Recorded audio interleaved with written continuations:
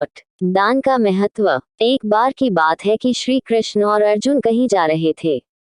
रास्ते में अर्जुन ने श्री कृष्ण से पूछा कि प्रभु, एक जिज्ञासा है मेरे मन में, अगर आज्ञा हो तो पूछूं। श्री कृष्ण ने कहा, अर्जुन, तुम मुझसे बिना किसी हिचक कुछ भी पूछ सकते हो। तब अर्जुन ने कहा कि मुझे आज तक ये बात समझ नहीं आई है कि दान तो मैं भी बहुत करता हूँ, परंतु सभी लोग कर्ण को ही सबसे बड़ा दानी क्यों कहते हैं।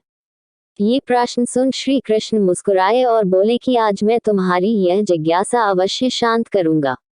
श्री कृष्ण ने पास में ही स्थित 2 पहाड़ियों को सोने का बना दिया। इसके बाद वह अर्जुन से बोले कि हे अर्जुन, इन दोनों सोने की पहाड़ियों को तुम आसपास के गांव वालों में बांट दो। अर्जुन प्रभु से आज्ञा लेकर तुरंत ही यह काम करने के लिए चल दिया। उसने सभी गांव वालों को बुलाया और उनसे कहा कि वह लोग पंक्ति बना लें। अब मैं आपको सोना बांटूंगा, और सोना बांटना शुरू कर दिया। गांव वालों ने अर्जुन की खूब जय जयकार करनी शुरू कर दी। अर्जुन सोना पहाड़ी में से तोड़ते गए और गांव वालों को देते गए। लगातार 2 दिन और 2 रातों तक अर्जुन सोना बांटते रहे। उनमें अब तक अहंकार आ चुका था। गांव के लोग वापस आकर दोबारा से लाइन में लगने लगे थे। इतने समय पश्चात अर्जुन काफी थक चुके थे। जिन सोने की पहाड़ियों से अर्जुन सोना तोड़ रहे थे, उन दोनों पहाड़ियों के आकार में जरा भी कमी नहीं आई थी। उन्होंने श्री कृष्ण जी से कहा कि अब मुझसे ये काम और न हो सकेगा, मुझे थोड़ा विश्राम चाहिए। प्रभु ने कहा कि ठीक है, तुम अब विश्राम करो, और उन्होंने कर्ण बुला लिया।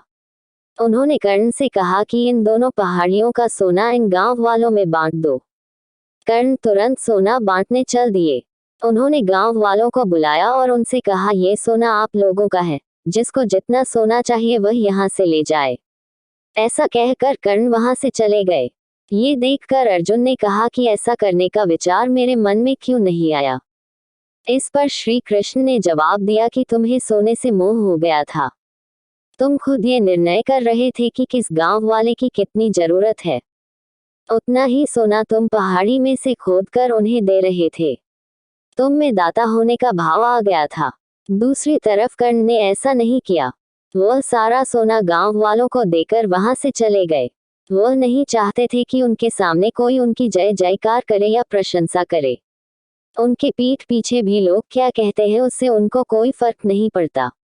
यह उस आदमी की निशानी है जिसे आत्मज्ञान मिल हो चुका है। इस तरह श्री कृष्ण ने खूबसूरत तरीके से अर्जुन के प्रश्न का उत्तर दिया। अर्जुन को भी अब अपने प्रश्न का उत्तर मिल चुका था। निष्कर्ष, दान देने के बदले में धन्यवाद या बधाई की उम्मीद करना भी उपहार नहीं, सौदा कहलाता है। यदि हम किसी को कुछ दान या सहयोग करना चाहते हैं तो हमें ये बिना किसी उम्मीद या आशा के करना चाहिए, ताकि यह हमारा सत्कर्म हो, न कि हमारा अहंकार। जय जय श्री राधे कृष्णा।